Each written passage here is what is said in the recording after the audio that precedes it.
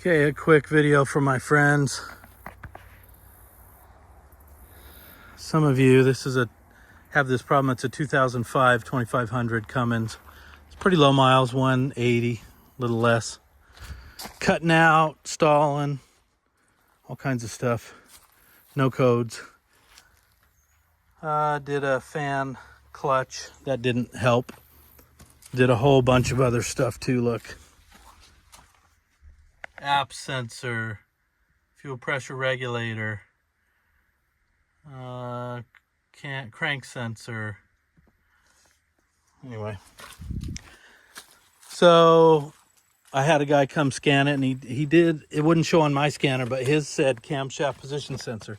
So check it out. I got a way for you to do it easily. You pull the wheel off and the fender liner, kind of push these back, bend them back, zip tie everything out of the way, and then check it out. It's right there.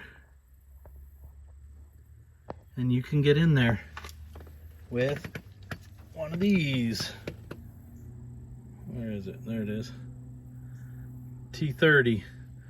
It is, I used a star bit because I couldn't find another one, but anyway, I was able to get in there and change it out. Just started it up, no codes.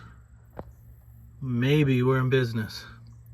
But that's a lot easier to get to. You don't have to move the computer. You don't have to take the CP3 pump out. You don't have to go from underneath.